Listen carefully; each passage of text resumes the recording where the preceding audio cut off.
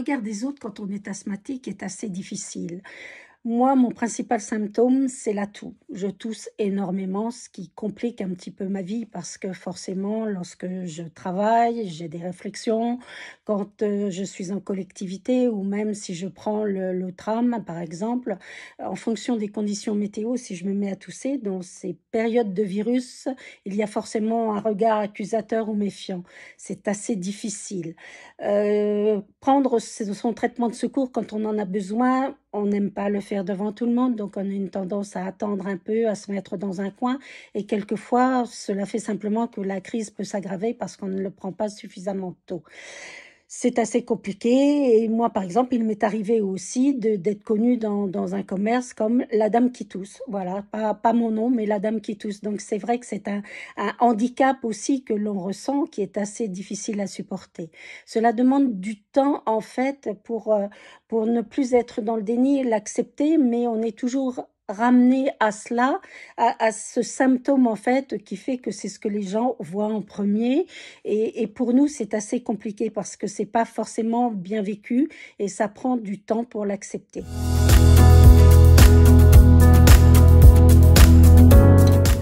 Le regard des autres. Alors ça, c'est quelque chose de très difficile pour un patient asthmatique. Bien évidemment, on ne peut pas généraliser. Chaque patient va avoir sa propre façon de réagir à son asthme. Mais je connais peu de patients qui exhibent leur maladie. Et donc, il faut cacher les symptômes et cacher l'utilisation des traitements, et notamment l'utilisation du traitement d'urgence. Et un bon nombre d'asthmatiques n'utilisent pas le traitement d'urgence. Une des situations classiques, c'est l'asthme en milieu professionnel.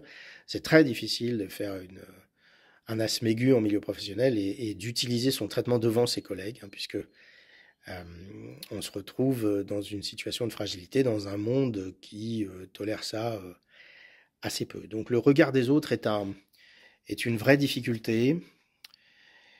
Ça passe par admettre ses symptômes, les reconnaître, les anticiper. Il y a une phase de résilience là-dessus, puisqu'il faut aussi accepter sa maladie et parfois son handicap.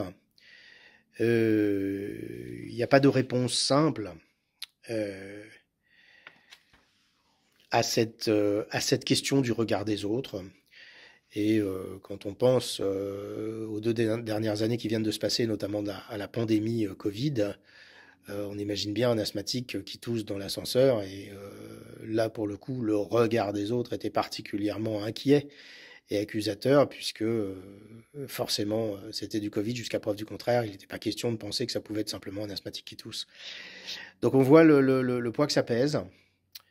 Et là, il faut savoir en discuter avec le pneumologue et parfois aussi en discuter pas seulement avec le pneumologue, mais avec un psychologue ou un psychiatre pour aborder quelque chose qui peut être extrêmement pesant et dont la solution, vous vous en rendez compte quand on en discute un petit peu comme ça, n'est pas un élément si simple que ça à gérer ou à résoudre.